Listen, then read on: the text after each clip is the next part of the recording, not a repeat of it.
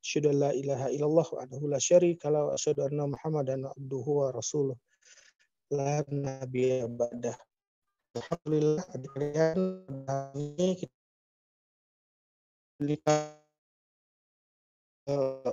ya akan melakukan keterampilan mengenai anamnesis obstetri dan kemudian akan dilanjutkan dengan partograf. Revan bisa ditampilin slide-nya? Baik, Dok. Sudah terlihat? Ya, lagi starting. Oke, digedein.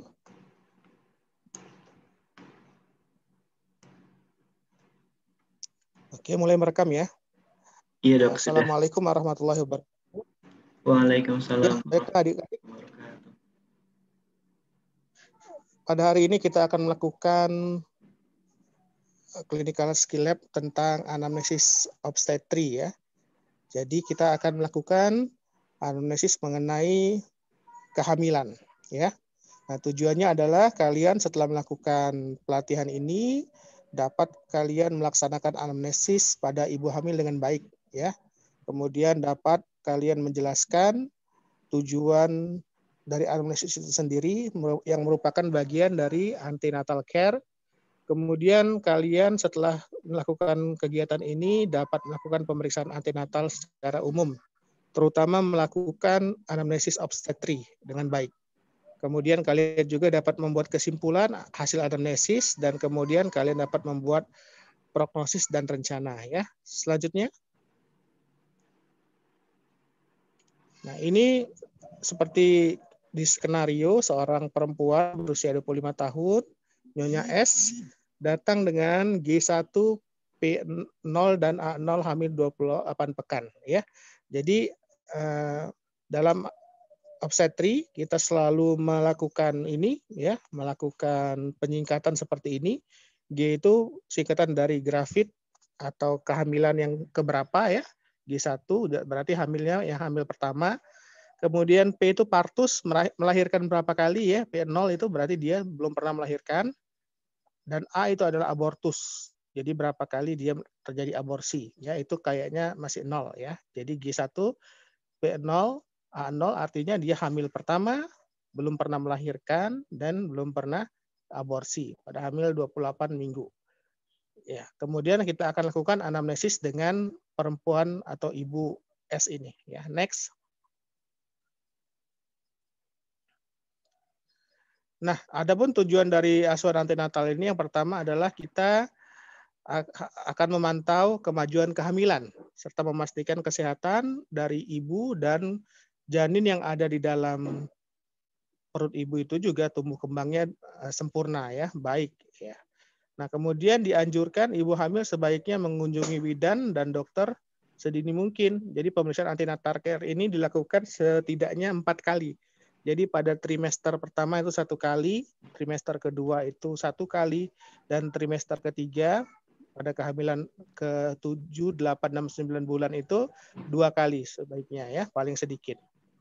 Dan dengan melakukan kunjungan kehamilan ini ya atau antenatal care, ini akan dapat meningkatkan dan mempertahankan kesehatan fisik, mental, dan sosial bagi ibu dan bayi. Kemudian dapat mengenali secara dini ada tidaknya gangguan pada kehamilan ya atau komplikasi yang mungkin terjadi selama hamil ya. Misalkan pada trimester awal ya mungkin bisa terjadi aborsi ya.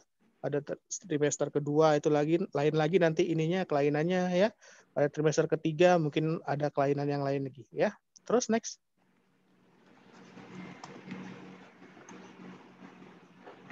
Nah, dengan kita melakukan rutin antenatal care ini, kita akan mempersiapkan persalinan cukup bulan dan melahirkan selamat baik bagi ibunya maupun bagi bayinya dan menghindari trauma seminimal mungkin. Kemudian kita mempersiapkan ibu juga agar ibu ini siap menghadapi masa nifas hingga masa nifasnya itu berjalan dengan normal, dan kita juga mulai memberikan pelatihan ya bagaimana memberikan ASI eksklusif ini dari awal.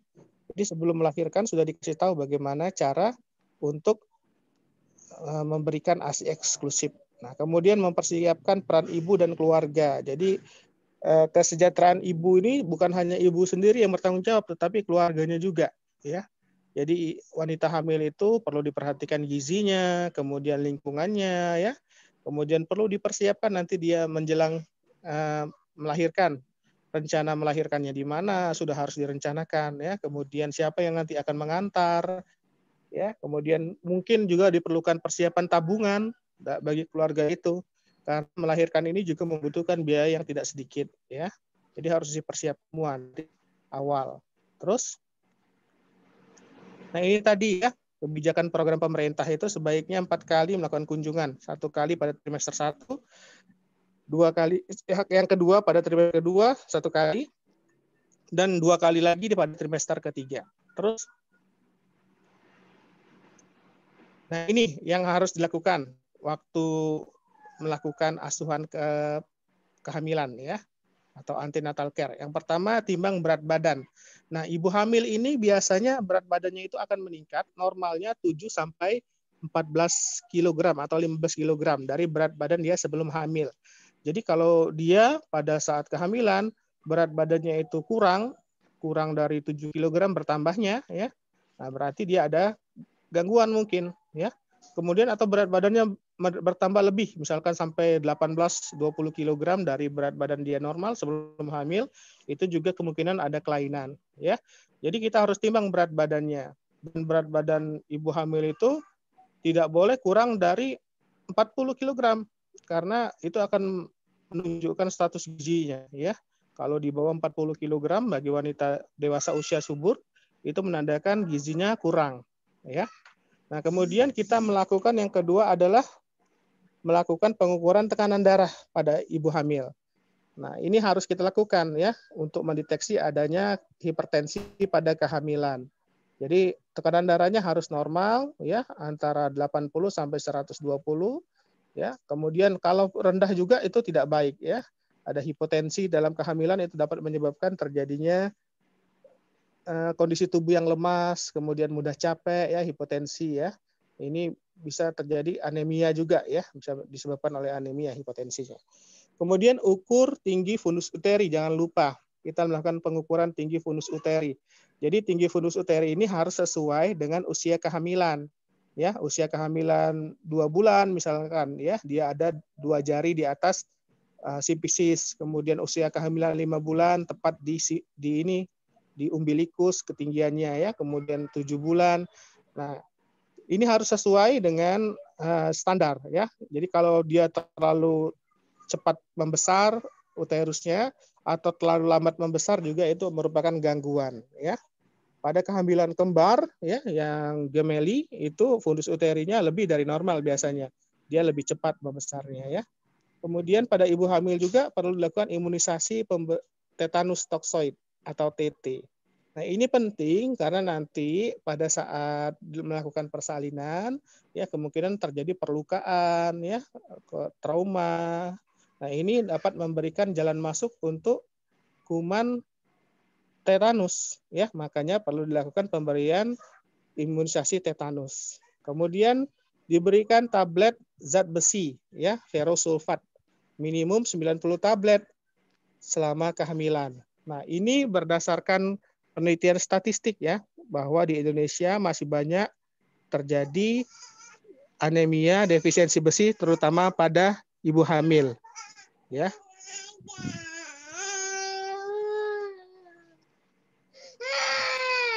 Sebentar, ada gangguan sedikit. Oke, selanjutnya kita lanjutkan. Kita perlu melakukan yang sebelumnya, Revan, balik lagi, ada yang belum dijelaskan. Kita perlu melakukan tes terhadap penyakit menular seksual, ya. Jadi diperlukan tes terhadap penyakit menular seksual karena nanti waktu persalinan, ya, itu melibatkan kita sebagai tenaga kesehatan, ya. Apakah ibunya mempunyai hepatitis, ya, HIV, nah, seperti itu. Karena ini akan membahayakan penolong, ya. Kalau sekarang kan ada COVID-19. Nah, ini ibu-ibu hamil juga harus dites nih, ya, COVID-19. Karena nanti kalau misalkan dia melahirkan, itu kalau dia menderita COVID-19 itu memberikan resiko bagi penolongnya, ya. Nah, jadi dia harus dilakukan tes. Nah, kalau didapatkan dia positif salah satu penyakit yang menular, nah ini akan memberikan perhatian ekstra, baik itu kepada ibunya sendiri maupun bagi persiapan penolong, ya. Jadi nanti penolongnya mungkin nanti pakai baju yang lengkap, ya, karena dia ada penyakit menular misalkan. Kemudian temu bicara dalam rangka persiapan rujukan, ya. Nah, jadi kita sudah merencanakan nanti kalau sewaktu-waktu kehamilannya ini tidak berjalan dengan normal, ada penyulit yang membutuhkan rujukan, nah, kita sudah merencanakan nanti merujuknya mau ke rumah sakit mana, ke dokter spesialis siapa namanya gitu ya. Jadi harus direncanakan ya. Jadi keberhasilan suatu usaha itu ya memang kita punya banyak rencana dan persiapan yang matang ya. Jadi memang harus dipersiapkan dengan baik sejak dini. Terus, nah ini yang disarankan oleh WHO adanya birth planning, jadi perencanaan kelahiran ya. Jadi kelahiran itu tidak boleh terlalu dekat dengan kelahiran sebelumnya ya. Jadi ya paling idealnya 2 tahun lah paling tidak. Kemudian tanda bahaya, ada atau tidak kita lihat tanda bahaya pada kehamilan ya. Misalkan pembengkakan pada mata ya, kemudian matanya menjadi kabur ya, kemudian mual muntah, itu tanda-tanda bahaya. Kemudian emergency preparedness ya, jadi persiapan untuk keadaan gawat darurat. Jadi dipersiapkan kalau misalkan jauh dari fasilitas kesehatan, ibu hamilnya harus siap ya, dicarikan tempat yang dekat atau disiapkan sarana prasarananya ya. Kemudian jelas ini butuh social support. Jadi kehamilan ini bukan hanya ibu hamilnya itu yang berperan, tetapi keluarganya juga berperan di sini. Dan bantuan pemerintah juga sangat berperan ya. Jadi adanya posyandu, adanya ambulans ya seperti itu. Terus, nah ini ya kebijakan teknis. Jadi ini ada komponen-komponennya. Terus, nah kita harus mengupayakan kehamilan yang sehat ya. Kehamilan yang sehat itu adalah hamil tanpa penyulit, kemudian melakukan deteksi dini komplikasi ya. Komplikasi dari kehamilan harus diketahui lebih dini ya. Kemudian kita melakukan penelaksanaan awal serta rujukan bila diperlukan. Kemudian mempersiapkan persalinan yang bersih dan aman ya. Jadi persalinan yang bersih dan aman itu sangat penting. Ya, bisa dilakukan di rumah, di bidan praktik, atau di klinik, atau di rumah sakit. Yang penting bersih dan aman. Kemudian merencanakan antisipatif dan persiapan dini untuk melakukan rujukan jika perlu karena adanya komplikasi ya. Terus, nah ini tadi pemberian zat besi yang disarankan adalah pemberian ferrous sulfat ya, FeSO4 320 mg atau zat besi yang itu setara dengan 60 mg zat besi dan asam folat juga. Karena ibu hamil ini mempunyai kebutuhan akan zat besi dan asam folat yang meningkat. Karena selain dia menjaga fisiologi dari tubuhnya itu sendiri, zat besi dan asam folat ini juga dibutuhkan untuk perkembangan janin ya. Ini zat besi dan asam folat dibutuhkan untuk pematangan eritrosit. Apabila kekurangan zat besi dan asam folat bisa terjadi anemia. Nah, anemia ini tentu akan mengganggu distribusi dari nutrisi dari ibu kepada anaknya ya. Nah, sebaiknya ini tidak diminum bersama teh atau kopi ya. Karena dia akan menyebabkan chelating ya atau pengikatan. Jadi zat besi itu akan diikat oleh teh atau kopi. Jadi tidak disarankan untuk ibu-ibu hamil mengkonsumsi teh atau kopi karena dapat mengganggu penyerapan besi. Karena besinya itu akan berikatan dengan teh atau kopi tersebut dan dia tidak bisa diserap oleh saluran cerna. Ya, itu diingatkan kepada ibu hamilnya. Kurangi konsumsi teh atau kopi. Kemudian kopi juga tidak boleh diberikan kepada ibu-ibu yang hamil pada trimester awal. Jadi 3 bulan pertama itu tidak boleh diberikan kopi pada ibu-ibu hamil. Karena kopi ini dapat memacu terjadinya kontraksi rahim. Ya, rentan akan abortus dia kalau diberikan kopi ya. Terus, nah ini tadi ya perlu diberikan imunisasi tetanus toksoid ya. Jadi paling tidak diberikan 5 kali. Ya, pada kunjungan pertama, kemudian 4 pekan setelah TTI 1, 6 bulan setelah TTI 2, 1 tahun setelah TTI 3, dan 1 tahun setelah TTI 4. Ya, itu lama perlindungannya. Ya, jadi tidak setiap kehamilan sebenarnya diberikan TT ini. Ya, jadi cukup dengan 5 kali TT, dia akan memberikan kehamilan selama masa usia subur. Ya, seperti itu. Jadi di booster, TT1 di booster dengan TT2, kemudian TT2 di booster lagi dengan TT3, ya lama perlindungannya 3 tahun, 5 tahun, 10 tahun, sampai 25 tahun. Terus next. Nah, keluhan obstetri ini yang harus kalian cari ya dalam melakukan antenatal care. Jadi keluhan ini adalah sesuatu yang membuat ibu tersebut datang ke pusat kesehatan. Nah, keluhannya ini bisa berkaitan langsung dengan kehamilan, ya, misalkan perdarahan, ya, atau rasa nyeri pada perutnya, ya. Bisa juga disebabkan oleh komplikasi hamil muda. Nah, ini biasanya terjadi yang namanya hiperemesis gravidarum, ya, atau mual muntah berlebihan pada saat hamil. Nah, ini terjadi karena ketidakseimbangan hormonal ya pada ibu tersebut yang hamil, ya. Kemudian perdarahan, ya. Nah, perdarahan ini juga merupakan keluhan yang sering ditemukan pada kehamilan. Kemudian gestosis, nah, ini atau preeklamsi dan eklamsia. Ini adalah keracunan pada kehamilan, di mana terjadi reaksi inflamasi yang berat pada tubuhnya sehingga menyebabkan gangguan yang berat, ya, bisa menyebabkan kejang, kemudian penurunan kesadaran, ya. Kemudian pecahnya ketuban. Pecahnya ketuban ini ya tidak boleh, pecahnya ketuban itu ya harus 24 jam sebelum melahirkan. Jangan sampai terjadi lebih dari 24 jam ya sebelum melahirkan. Kemudian impartu, ya, mules-mules keluar darah atau lendir. Nah, ini tandanya bahwa dia sudah siap untuk melahirkan. Kalau sudah ada mules, kemudian keluar darah bercampur dengan lendir dari vagina, itu adalah tanda-tanda impartu. Kemudian adanya penyakit infeksi yang menyertai kehamilan, ya, kemudian hepatitis dan lain-lain. Nah, ini yang merupakan keluhan-keluhan yang menyebabkan pasien datang ke fasilitas kesehatan. Terus, nah, kita akan melakukan penilaian klinik, ya. Penilaian klinik ini merupakan kelanjutan yang dimulai dari kontak pertama antara petugas kesehatan dengan ibu hamil, ya. Jadi harus dilakukan kontak ini ya dengan ibu hamil itu, ya, dengan petugas kesehatan itu paling tidak sampai dengan 6 pekan setelah persalinan, ya. Jadi masa nifas itu ibu hamil masih juga harus kontrol ke rumah sakit atau ke dokter atau ke bidan, ya.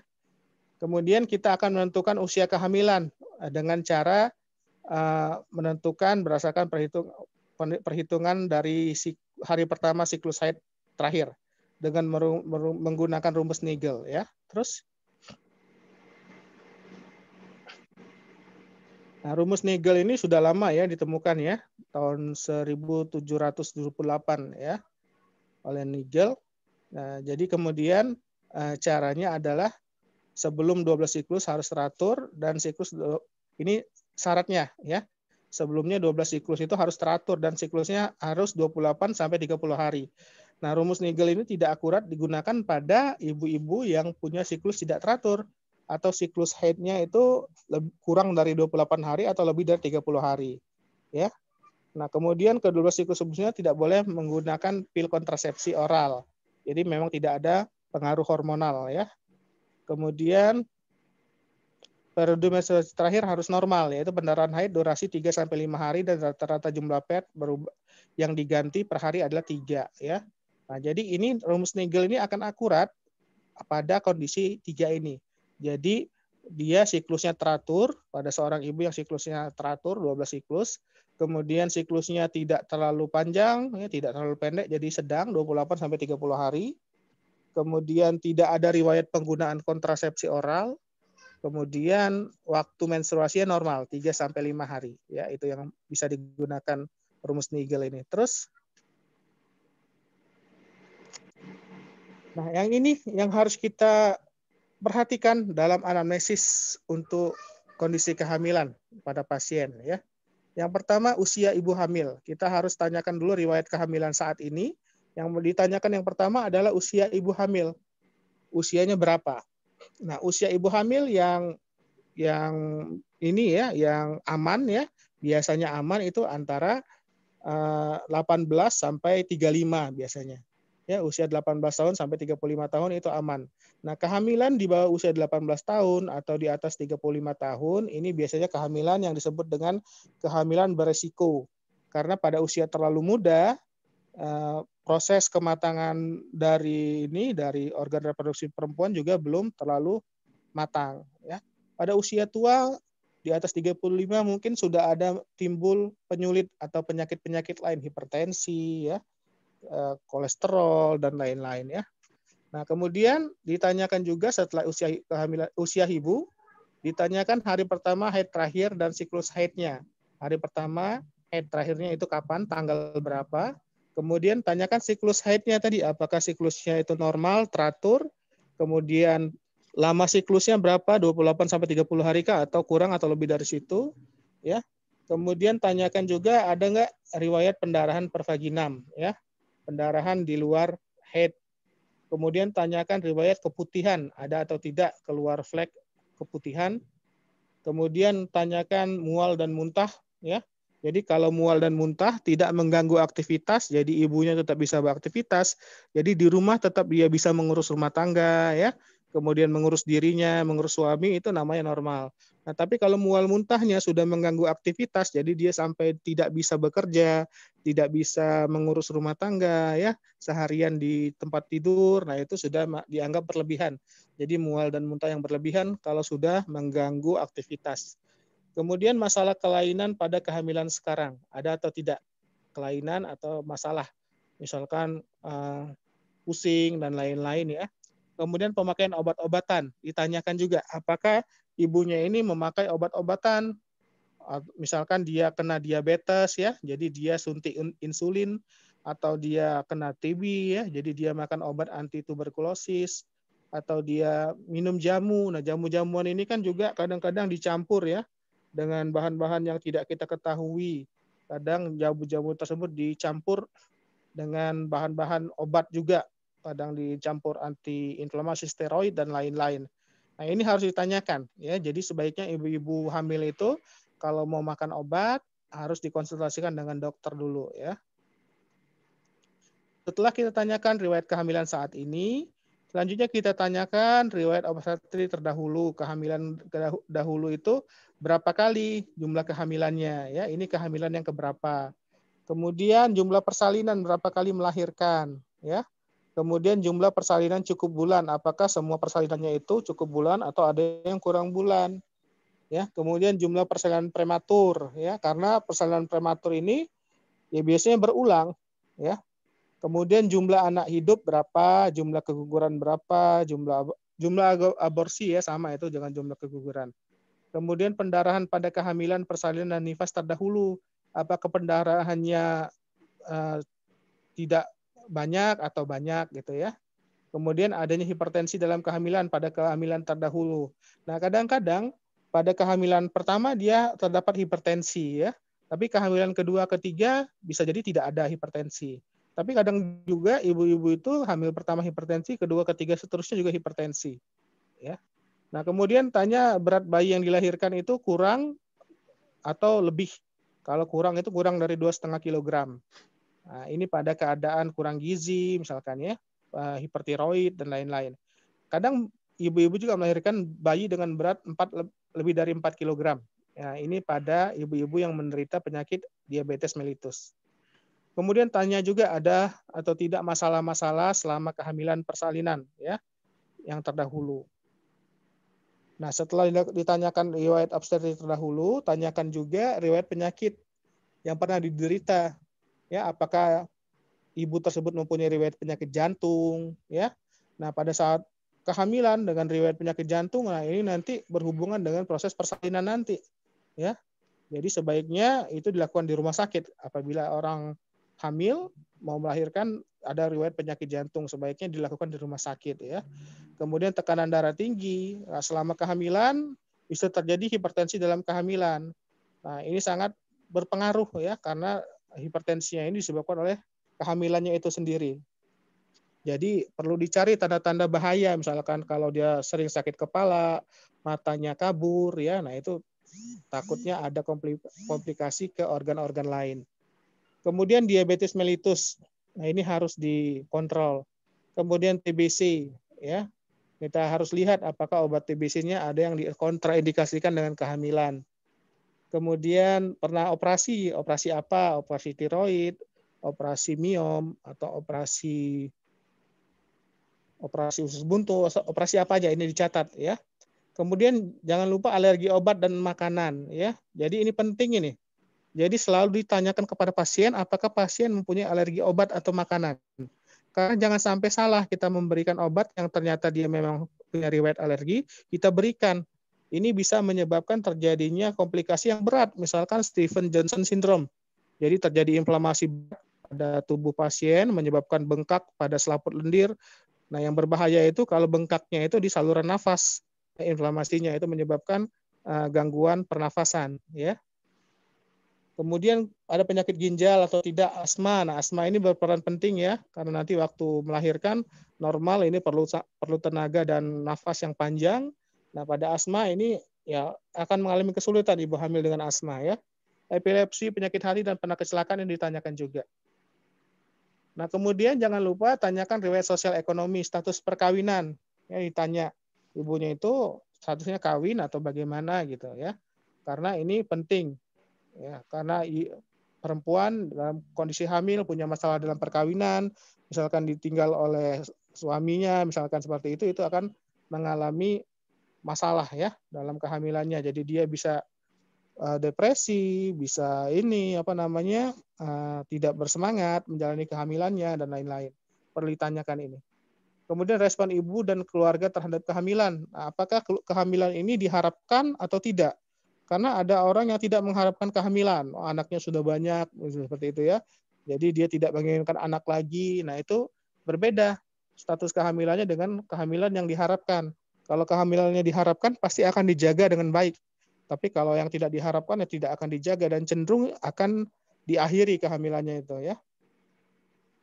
Kemudian jumlah keluarga di rumah yang membantu. Nah, ini perlu. Jadi ibu hamil itu ya mengalami kondisi yang berat ya. Jadi pekerjaannya harus dibuat lebih ringan dan ada yang membantu pekerjaannya. Kemudian kebiasaan makan dan minum. Nah, ini harus diperhatikan dari kualitasnya mengandung semua ya, karbohidrat, kemudian lemak, protein itu harus lengkap, bahkan vitamin juga ya. Nah, kemudian serat, nah itu penting untuk ibu hamil. Jangan sampai dia mengalami masalah di pencernaan ya. Bisa mengalami konstipasi, itu akan menyulitkan. Nanti kalau kurang konsumsi serat, pada ibu hamil ini sering terjadi juga ambeien ya, atau wasir, atau hemoroid. Nah, itu. Kemudian kebiasaan merokok, menggunakan obat-obatan dan alkohol. Nah, ini harus ditanyakan. Jadi ibu hamil ini harus jauh dari asap rokok. Baik itu asap rokok yang perokok primer, dia itu sendiri merokok, atau rokok sekunder. Dia terpapar asap rokok oleh lingkungannya. Nah, ini nggak boleh. Karena asap rokok itu mengandung banyak radikal bebas, racun, ya, mempengaruhi kehamilan dan janin. Bahkan sudah ditulis sendiri di dalam bungkus rokoknya, ya. Merokok itu menyebabkan gangguan kehamilan dan janin, ya. Jadi memang sudah established, sudah menjadi ini ya kesepakatan ya. Kemudian kehidupan seksual ditanyakan juga ya, apakah berjalan dengan baik kehidupan seksualnya atau tidak ya. Jadi untuk masalah seksual tidak ada masalah dalam keadaan kehamilan ya. Tidak ada masalah. Jadi normal ya. Kemudian pekerjaan aktivitas sehari-hari, pilihan tempat melahirkan, tanyakan nanti mau melahirkan di mana. Di fasilitas kesehatan atau di rumah pun boleh, asal dia kehamilannya tidak ada komplikasi ya, kehamilannya sehat, kemudian ada petugas medis yang menemani, ya nggak apa-apa di rumah. Kemudian pendidikan dan penghasilan ini harus ditanyakan, ya. Terus selanjutnya Ya, yang pertama yang waktu kita lakukan anamnesis tadi, tanyakan identitas, tanyakan nama, alamat, umur, kemudian pekerjaan, ya, pendidikan, tanyakan juga. Kemudian tanyakan keluhan utama, ada tidak keluhan utamanya, ya, keluhan utama dan keluhan tambahan, tanyakan juga. Jadi kadang-kadang ibu hamil juga sudah meningkat kesadarannya, jadi tidak ada keluhan juga dia memeriksakan, ya. Jadi dia datang kepada dokter atau kepada bidan karena memang ingin melakukan antenatal care. Jadi sudah tahu dia pada trimester pertama harus 1 kali, kedua harus 1 kali, dan ketiga minimal 2 kali, ya. Kemudian tanya riwayat pasien sekarang. Ini maksudnya riwayat kehamilan sekarang, ada tidak tadi, ya, ada tidak keluhan. Kemudian tanyakan riwayat haid. Nah, ini umur berapa haid pertama, siklusnya, banyaknya, ya, jangan lupa ini ditanyakan. Kemudian HPHT, ya. Kemudian usia kehamilan dan taksiran kehamilan, ya. Nah, jadi ini tadi ada syaratnya tadi pakai rumus Nigel, ya. Yaitu syaratnya dia harus punya siklus normal, kemudian lama siklusnya 28 sampai 30 hari, tidak menggunakan kontrasepsi, ya. Nah, ini kira-kira biasanya akurat ini, ya. Jadi HPHT tanggalnya ditambah 7 dan bulannya dikurangi 3, ya. Nah, jadi misalkan dia HPHT tanggal 10 Oktober, ya, 2020. Nah, ini perkiraan persalinannya itu jadi 10 ditambah 7.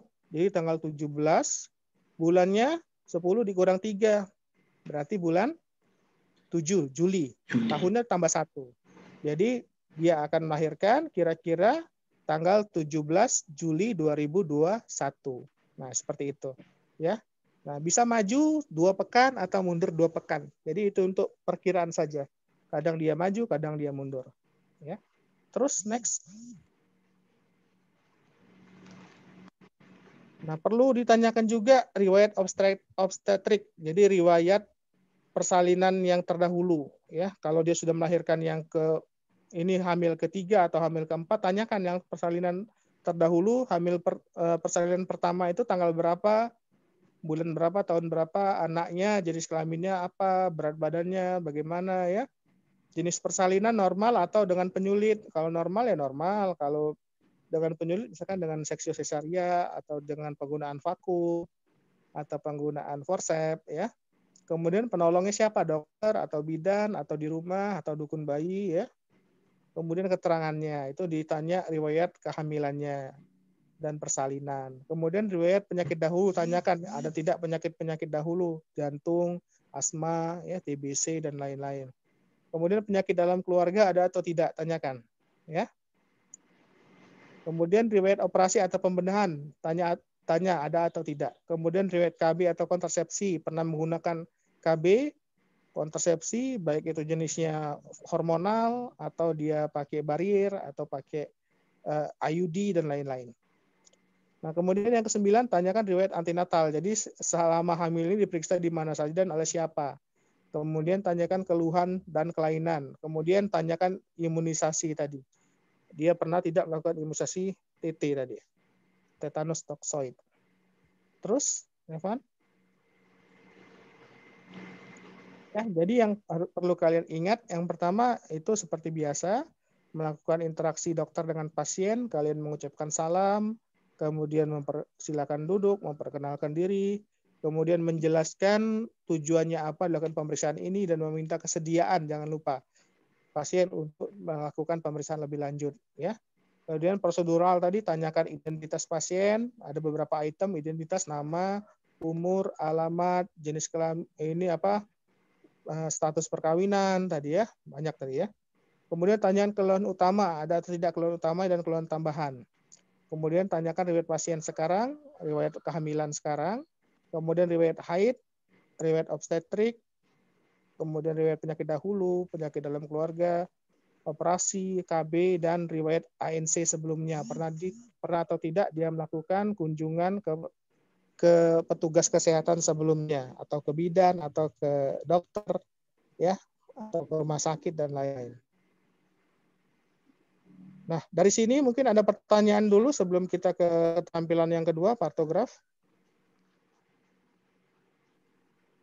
Izin bertanya, Dok. Silakan. Siapa namanya? Baik, Dok. Perkenalkan, saya Revan, Dok. NPM Ya, Reva. 1818038. Izin bertanya, Dok. Mengenai tadi Silakan. yang 7T pada ibu hamil, kan tadi ada mengukur tinggi fundus uteri ya, Dok ya? Nah, Ya. untuk mengukur tinggi fundus uteri itu metodenya apa menggunakan kayak pita meteran saja atau bagaimana ya, Dok? Terus untuk kayak normal-normalnya itu bagaimana, Dok? Tinggi-tingginya setiap bulan atau bagaimana untuk tinggi fundus uteri tersebut, Dok? Terima kasih, Dok. Ya, terima kasih Revan. Ya, biasanya mengukur tinggi usteri itu ya pakai jari saja ya. Kalau ada meteran yang lunak juga boleh sebenarnya ya. Nah, jadi disesuaikan dengan yang ada di textbook kita ya. Dia itu tinggi fundus uteri itu pada usia 5 bulan dia kira-kira usia kehamilan 5 bulan dia setinggi umbilikus. Kemudian setelah 6 bulan dia 1 jari di atas umbilikus, 7 bulan 2 jari, ya 8 bulan berapa gitu. Nah, jadi disesuaikan.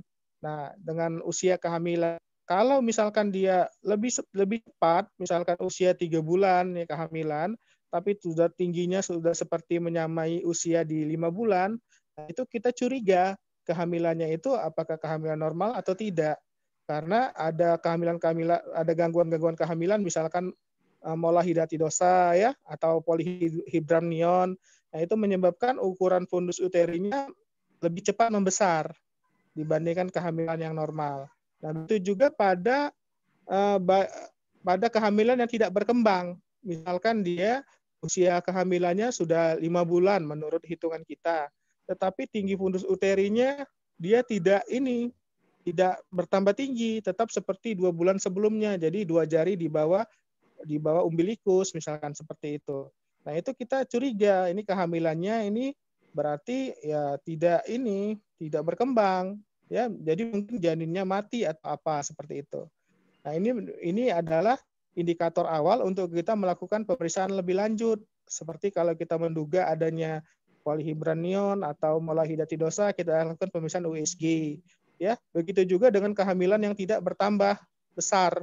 Nah, kita melakukan USG, apakah janinnya bergerak atau tidak, adakah jantung janinnya atau tidak, seperti itu. Jadi yang kita lakukan adalah penilaian awal, apakah sesuai dengan usia kehamilan besar fundus uterinya atau tidak sesuai, seperti itu. Begitu, Revan. Baik, Dok. Terima kasih. Mungkin yang lain ada pertanyaan?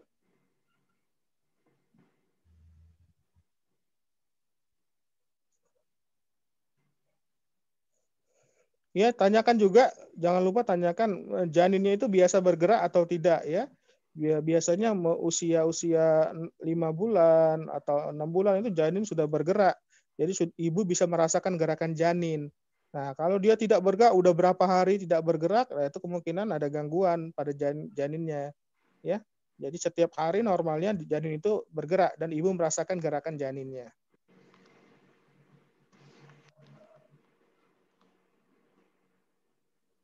Sudah, tidak ada lagi pertanyaan? Kalau tidak ada, kita lanjut ke selanjutnya, ke partograf. Next. Nah, selanjutnya kita akan melakukan partograf ya. Jadi partograf ini adalah alat bantu untuk memantau kemajuan persalinan dan alat yang digunakan untuk membuat keputusan apakah ini kehamilannya ini perlu tindakan lebih lanjut ya, perlu tindakan tambahan atau tidak perlu ya. Nah, tujuannya adalah kita mencatat hasil observasi dan menilai kemajuan persalinan, kemudian mendeteksi apakah persalinan berjalan normal atau terdapat penyimpangan sehingga dapat dilakukan deteksi dini dan setiap kemungkinan terjadinya partus lama. Jadi partus itu ya harus dalam waktu yang ini ya, yang ditentukan ya. Jadi tidak boleh terlalu lama karena kalau partus lama bisa membahayakan, baik itu membahayakan janinnya itu sendiri maupun membahayakan ibunya ya. Jadi harus dibatasi lama waktunya. Terus,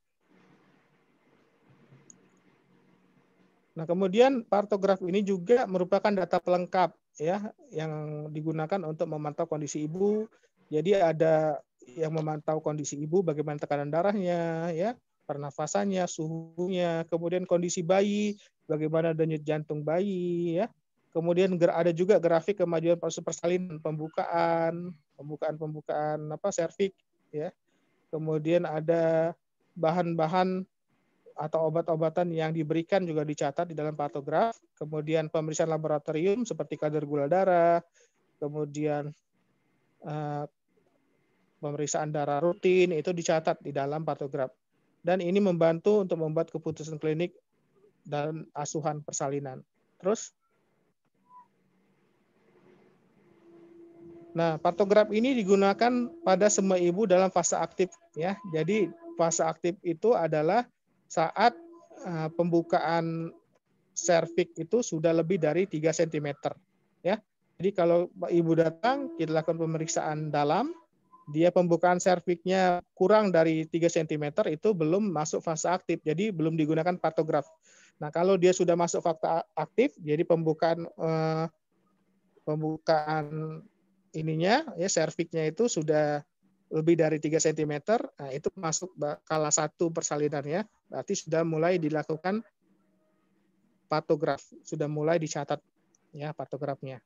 Nah, kontraindikasi dari patograf, ya, ini pada plasenta previa, ya. Plasenta previa ini adalah plasenta yang berada di jalan lahir, jadi menutup, ya. Umumnya plasenta itu dia di bagian fundus uteri dia ininya, ya, melekatnya. Nah, pada plasenta previa dia melekatnya ke arah serviks, ke bawah, sehingga waktu serviks dia membuka, ya, plasentanya itu ada di depan, ya, menghalangi penurunan atau keluarnya kepala bayi, ya, plasenta previa. Nah, tandanya adalah pendarahan yang banyak. Jadi pendarahannya sangat banyak pada plasenta previa.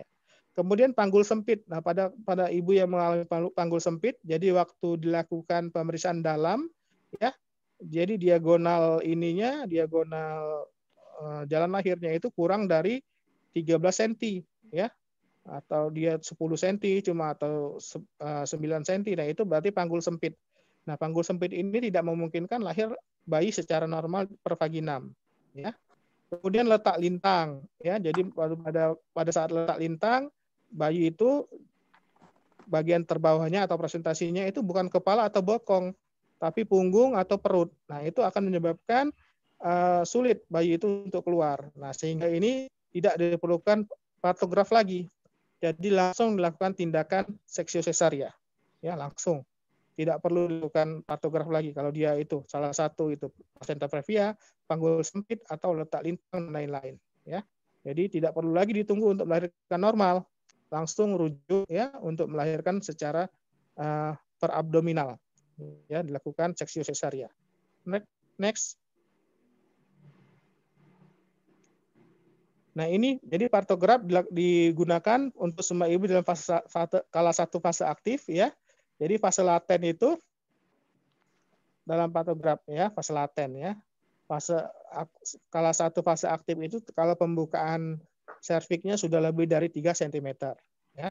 Kemudian selama persalinan dan kelahiran di semua tempat itu digunakan patograf, baik itu di spesialis obgyn, di bidan, dokter umum, residen, swasta, rumah sakit, dan lain-lain. Semua menggunakan patograf. Jadi patograf ini adalah dokumen yang resmi, ya. Nah, kemudian secara rutin oleh semua penolong persalinan yang memberikan asuhan kepada ibu selama persalinan dan kelahiran. Jadi ini rutin digunakan, ya. Dan jadi dokumen resmi, harus dibuat patograf ini. Terus selanjutnya. Nah, ini yang ada di dalam patograf itu pertama informasi tentang ibu, ya. Ada identitas pasien, nama, ya, riwayat kehamilan, riwayat persalinan, nomor register pasien, kemudian tanggal dan waktu kedatangan, jam berapa dia datang dan dirawat, ya. Kemudian waktu pecahnya ketuban. Nah, ini harus dicatat juga ketuban pecahnya kapan, ya. Nggak boleh lebih dari 24 jam ketuban itu pecah, ya. Karena bisa menyebabkan infeksi biasanya, ya. Terus selanjutnya, tadi kondisi ibu yang dicatat ya, identitas, kemudian ini macam-macam. Tadi yang kedua adalah kondisi janin. Nah, denyut jantung janin ini dicatat berapa ya. Normalnya antara 110 sampai dengan 160. Kalau dia di bawah 110 itu berarti menandakan adanya gawat janin. Nah, ini indikasi dilakukannya persalinan per abdominal atau seksi sesaria ya. Nah, ini kalau DIJ ini diukur setiap 30 menit sekali. Jadi setiap kotak dalam pantograf itu menunjukkan waktu 30 menit. Ya. Jadi setiap setengah jam diukur. Dan kalau dia ada tanda gawat janin, jadi menurun denyut jantung janinnya, itu harus dicatat lebih sering lagi. Ya. Jadi diberikan titik pada garis sesuai dengan angka yang menunjukkan denyut jantung. Setiap kotaknya itu, setiap kotak tadi adalah 30 menit ya. Diberikan titik-titik, kemudian digaris titiknya. Terus, nah kemudian dicatat juga warna dan air ketuban. Air ketuban itu harus dicatat ya. Kalau air ketuban itu apakah dia jernih ya, ataukah dia bercampur mekonium kalau hitam ya, atau bercampur dengan darah kalau dia merah. Nah, kalau ketubannya masih utuh dicatat dengan U ya. Ketuban yang utuh. Nah, pada saat masuk ke fase aktif ya, ketuban itu yang utuh itu kadang-kadang perlu dipecahkan. Jadi dia untuk mempercepat proses persalinan. Terus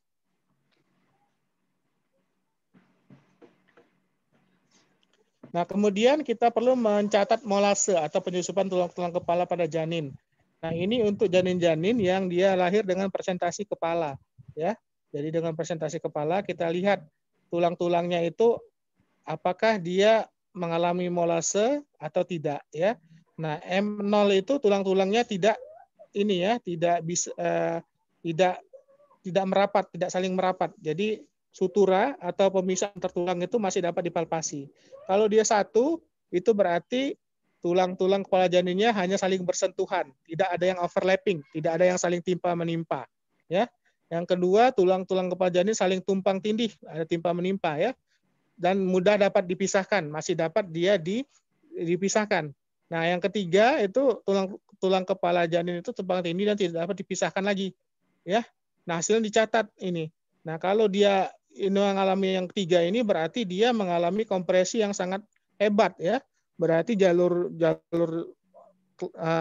lahirnya sangat sempit sehingga terjadi molase yang sangat hebat. Bisa jadi tulang-tulang tengkorak bayi itu saling tumpang tindih dan tidak dapat dipisahkan lagi ya sewaktu dia di jalan lahir itu. Nah, ini indikasi kita harus melakukan persalinan per abdominal ya kalau dia terjadi molase yang sangat kuat. Terus nah, kemudian dicatat kemajuan persalinan. Yang pertama adalah pembukaan serviks. Dilakukan setiap 4 jam. Jadi akan dilakukan lebih sering juga kalau ada tanda penyulit. Ya, kemudian diisi angka pada kolom kiri 0 sampai 10 menggambarkan pembukaan serviks. Kalau pembukaan serviksnya 3 cm misalkan ya, jadi 3. Kalau pembukaan serviksnya 6 ya, pada ini titik ke-6 gitu ya, disilang ya. Kemudian kemajuannya setiap 4 jam apakah dia bertambah ya ataukah dia bertambah atau dia tidak maju-maju ya. Nah, jadi harus dievaluasi setiap 4 jam. Jadi apabila persalinan itu macet, dia tidak mengalami kemajuan, nah itu harus dilakukan persalinan per abdominal ya, tidak bisa per vaginal. Terus kemudian presentasi janin dicatat ya, bagian apa yang terbawah dari janin di jalan lahir. Bisa dia presentasi kepala ya, bisa presentasi muka, kalau mukanya duluan yang turun bisa juga bokong ya. Terus kemudian ada garis waspada dan garis bertindak. Nah, garis waspada itu dimulai pada pembukaan serviks 4 dan berakhir pada titik di mana pembukaan lengkap. Diharapkan terjadi laju pembukaan 1 cm per jam. Ya. Jadi kalau 1 cm per jam, jadi dari pembukaan 4 ke lengkap ke 10, itu berarti ada 7 jam minimal ya. 4, 5, 6, 7, 8, 9, 10. Ada 7 jam atau 6 jam lah. 6 jam. dia harus lahir, ya. Nah, apabila dia dalam 6 sampai 7 jam tidak lahir, nah itu berarti dia harus ke persalinan dengan bantuan, ya, dengan bantuan persalinan. Terus selanjutnya, kemudian dilakukan pencatatan waktu dan jam, ya. Dimulai dengan pencatatan fase aktif persalinan, ya, jam berapa, ya. Nah, itu tertera kotak-kotak yang diberi angka 1 sampai 16. Setiap kotak menyatakan waktu 1 jam sejak dimulainya fase aktif persalinan. Ya, jadi jangkanya itu 1 sampai 16 jam saja. Terutama pada ini nih, pada nulipara, ya. Jadi perempuan yang pertama kali melahirkan biasanya sampai 16 jam dia bisa proses melahirkannya itu. Tetapi pada yang multipara bisa cuma 8 jam saja, ya. Jadi 16 jam itu masih ini, ya. Masih dalam tahap normal, ya. Kemudian waktu aktual pada pemeriksaan dilakukan, ya, itu dicatat. Kapan ibunya masuk dalam fase aktif, kemudian catat pembukaan serviks dan di garis waspada, ya. Terus nah, kemudian dicatat juga kontraksi uterus, ya. Nah, kontraksi uterus ini dicatat di lajur bawah waktu, ya. Ada 5 lajur kotak yang dengan tulisan kontraksi per 10 menit. Nah, kemudian setiap 30 menit raba dan catat kontraksi dalam 10 menit dan lamanya kontraksi dalam satuan detik, ya. Jadi dalam 10 menit itu berapa kali dia mengalami kontraksi? 3 kali, 2 kali, atau 4 kali, atau 5 kali. Nah, dalam kontraksi itu berapa detik dia lamanya? Bisa 30 detik, 40 detik, atau 1 menit, atau 2 menit setiap kontraksi. Nah, kontraksi itu ada kontraksi palsu dan kontraksi yang sebenarnya, ya. Kalau yang his palsu itu dia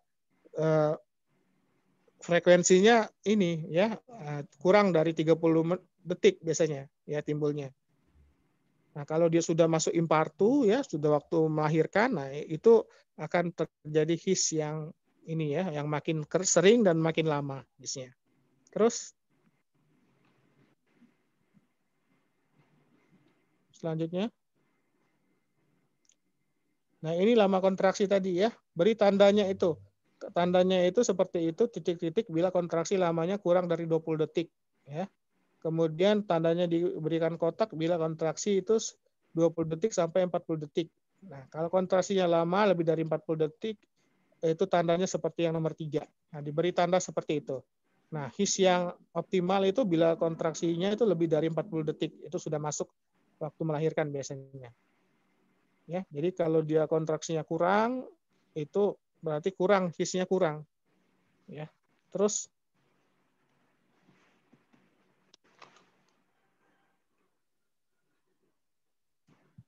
selanjutnya,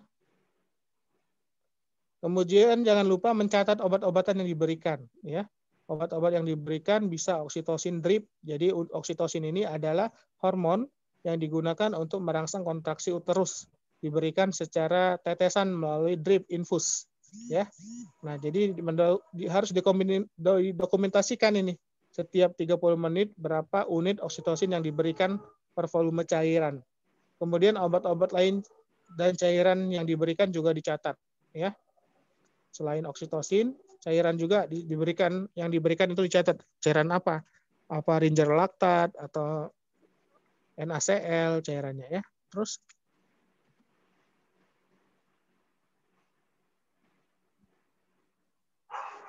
selanjutnya,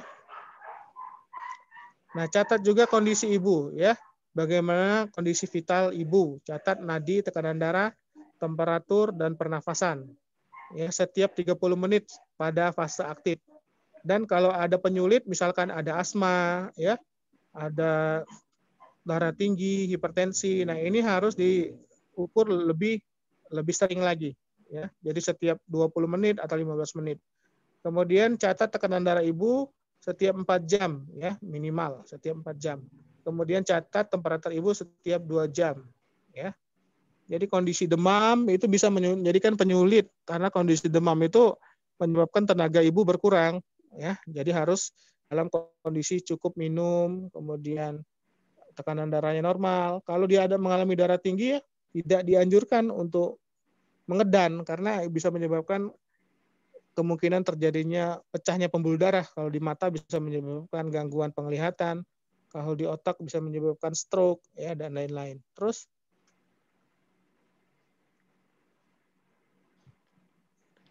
kemudian ukur volume urin, kemudian diperiksa apakah mengandung protein atau aseton, ya. Nah, ini berhubungan dengan ini ya, cairan, ya. Jadi volume ibu apabila urinnya mengalami penurunan volume, ya bisa jadi dia dehidrasi, ya, atau mengalami gagal ginjal juga bisa pada kehamilan. Terus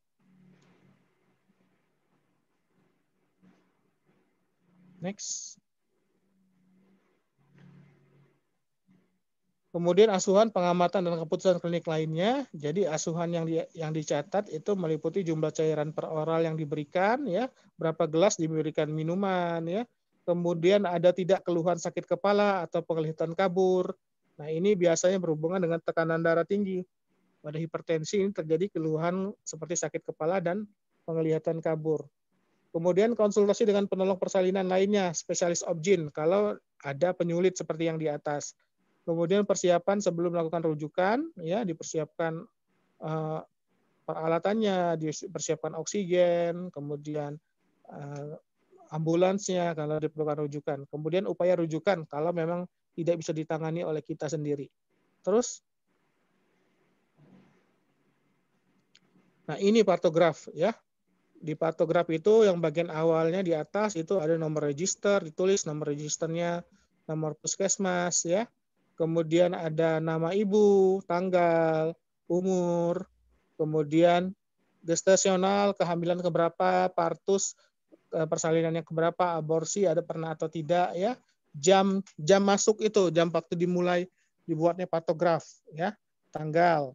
Kemudian ketuban pecah itu sejak jam berapa, ya. Kemudian mules sejak jam berapa, itu dicatat.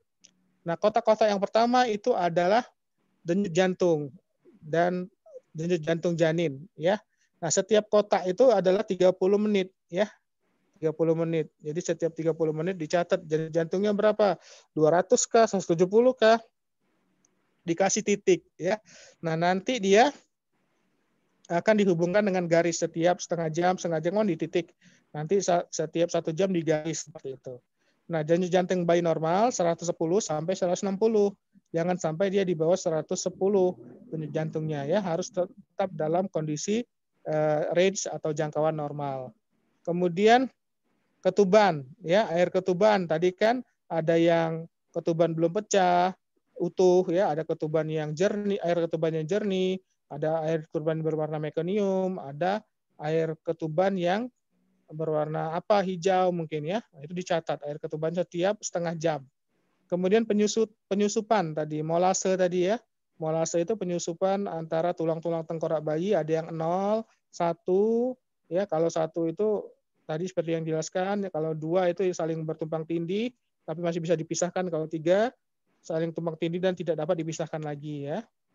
Kemudian kotak yang nomor 3 itu pembukaan serviks, ya. Nah, itu ada garis waspada dan garis bertindak, ya. Jadi dihitung dia itu pembukaan serviksnya sudah sejak kapan, ya. Dari waktu dia dimulai dibuat patografnya, ya. Nah, jadi kalau dia pembukaan 4, ya, misalkan pembukaan 4, kita tulis dia pada kotak nomor 1 itu kan, ya. Kita tulis pembukaan 4. Nah, setelah dia ini apa namanya? 6 jam misalkan. Ya, setelah dia 6 jam, dia masih pembukaan 5. Nah, jadi dia ada di dalam waktu bertindak. Ya, jadi sudah harus bertindak karena di persalinannya tidak maju-maju. Ya. Kalau dia waspada misalkan pada 4 jam, ya, pembukaannya masih 8. Nah, itu waspada. Ya. Nah, kalau dia setelah 5 jam, pembukaannya masih 9. Itu waspada. Nah, tetapi kalau misalkan dia setelah 6 jam masih pembukaan 6 atau 7, ya, itu bertindak, ya, dia bertindak situ. Nah, jadi kita merujuk itu berdasarkan itu. Kalau dia tidak maju-maju masih diwaspada berarti, ya.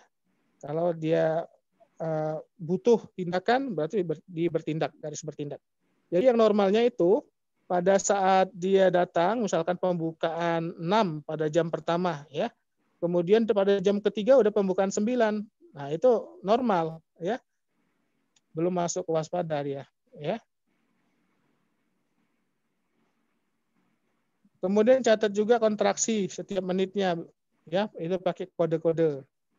Kontraksi HIS-nya itu kalau dia kurang dari 20 detik, ya, dari 20 sampai 40, lebih dari 40 itu dicatat, ya. Kemudian dicatat juga oksitosin yang diberikan berapa. Kemudian obat dan cairan, ya. Kemudian tekanan darah, suhu, kemudian urin dicatat juga, proteinnya positif atau tidak, aseton ada atau tidak, volumenya ada atau itu berapa volume urinnya, ya. Terus next. Nah, ini catatan ya yang lebih lengkap, ya. Jadi tanggal, nama bidan, nama dokter, ya, tempat pemersalinan, kemudian kala 1, ya, melewati garis waspada ya atau tidak, ya, ada masalah ya atau tidak, kala 1. Kemudian kala 2, apakah dilakukan episiotomi, ya. Kemudian pendamping dicatat, gawat janin ada atau tidak, distosia bahu ada atau tidak. Kala 3, lamanya berapa menit, ya, pemberian oksitosin ya atau tidak. Pemberian ulang, peregangan tali pusat terkendali ya atau tidak, seperti itu. Kemudian pencatatan bayi baru lahir, beratnya berapa, panjangnya berapa, gitu. Ya, ada lagi yang mau bertanya mungkin? Next, terus kita lihat dulu ada checklistnya atau tidak. Itu ya. Jadi yang dilakukan pertama inform concern, kemudian persiapan alat, mencatat kondisi informasi tentang ibu, kondisi janin, kemajuan persalinan, mencatat jam dan waktu, kontraksi uterus, obat dan cairan yang diberikan, kondisi ibu, dan catatan asuhan persalinan. Nah, sampai sini ada yang mau tanya?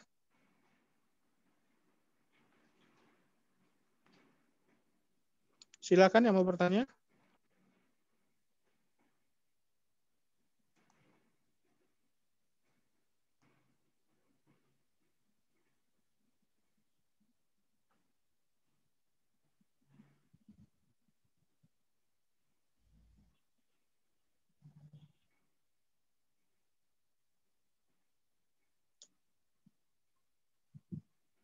Ada pertanyaan?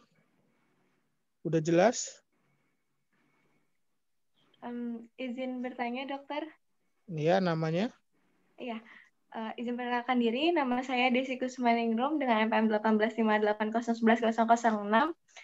Di sini izin bertanya, dok, untuk pengisian dari atau pembuatan partograf ini kan apakah masuk ke dalam kompetensi dari dokter umum, dan jika kalau misalnya iya, kan di dalamnya juga mencangkup lebih ke arah persalinan gitu ya, dok, ya, mempersiapkan persalinan. Sedangkan biasanya untuk persalinan sendiri itu yang melakukan adalah dokter spesialis obgyn, dok. Jadi kira-kira batasan dari kita dalam pengisian partograf hingga cakupannya sudah ke dokter spesialis bagaimana ya, dok?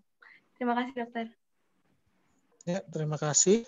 Jadi melahirkan normal itu adalah kompetensi dokter umum, bukan dokter spesialis kebidanan, ya.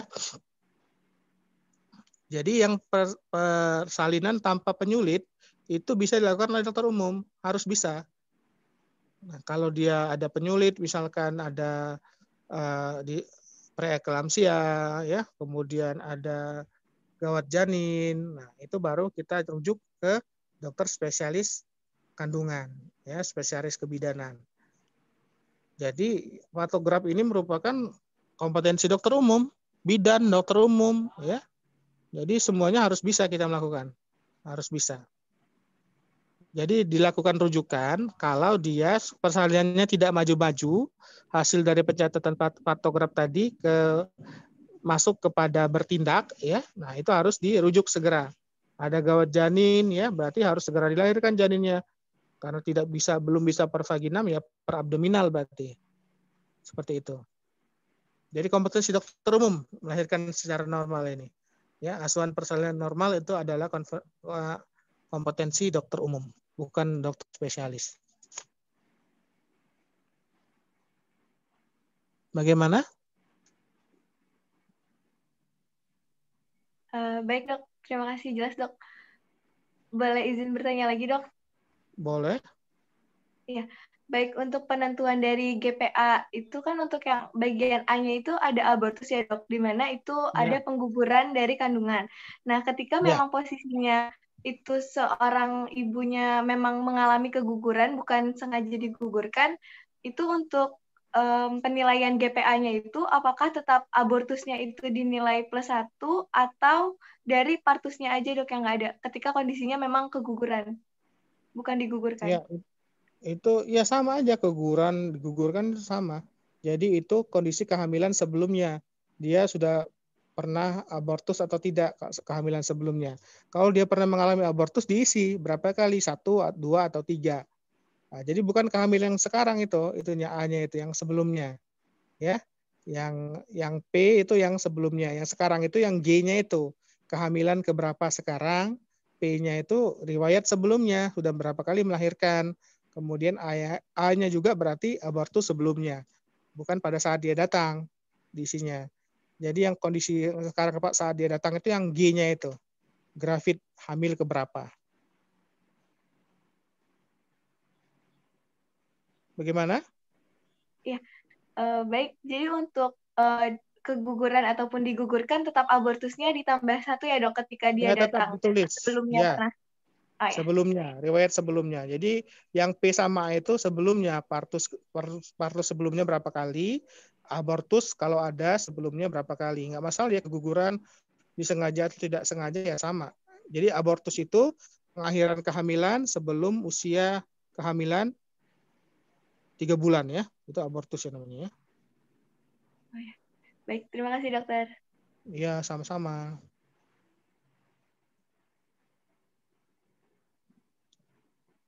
Ada lagi yang mau bertanya? Mungkin ada yang belum jelas cara pengisiannya.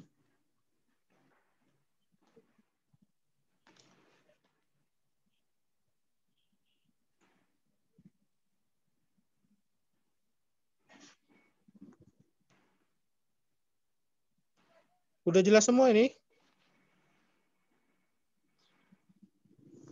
Udah jelas semua?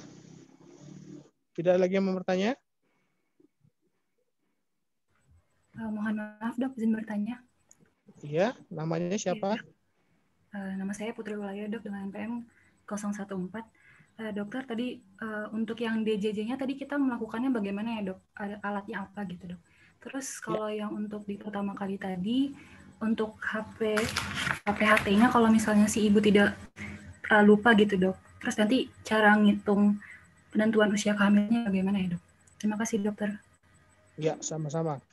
Jadi yang pertama tadi adalah, apa yang pertama tadi? Pengukuran DJJ-nya dok. Oh iya, pengukuran DJJ ya bisa pakai stetoskop Leinecke.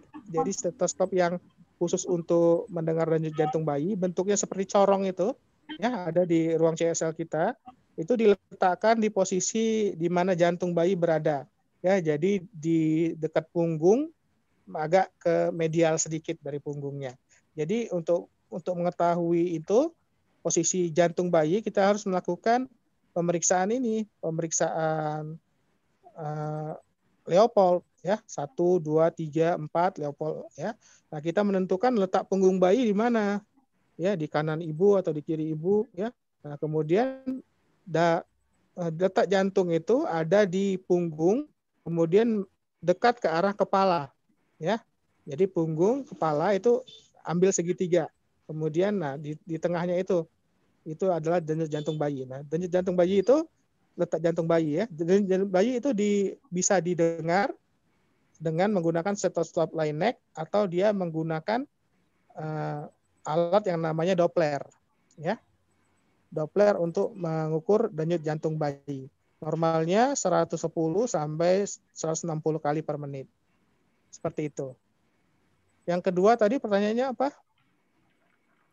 Untuk yang ini dok, yang HPHT-nya, kalau misalnya si ibunya lupa misalnya dok, atau Jadi nanti tetap menggunakan di mana?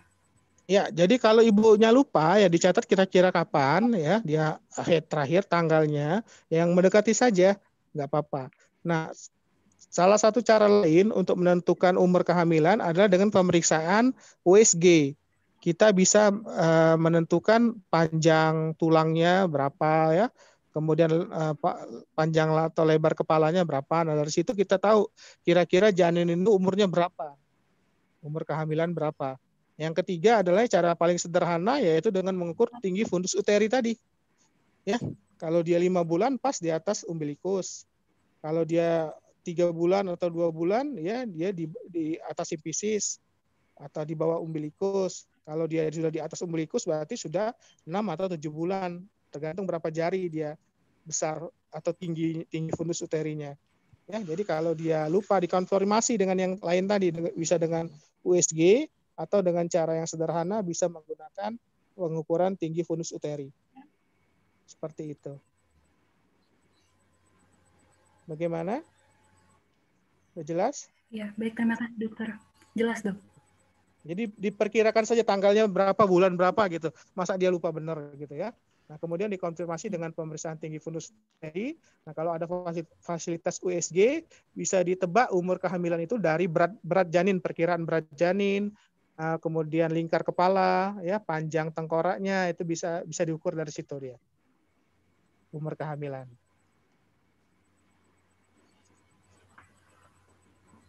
Ya, jadi dokter umum kalau bisa USG ya nggak apa-apa, bisa dia ikut pelatihan USG ya, bisa menilai berat badan, kemudian lingkar kepala janin bisa dilihat dari USG.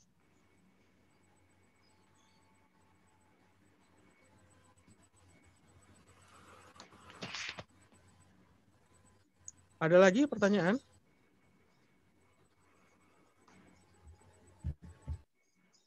Irfan, ada pertanyaan? Tidak ada, Dok. Olivia? Jelas? Nova, jelas?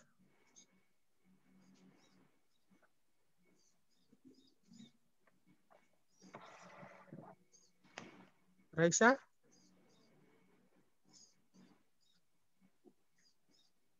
Jelas?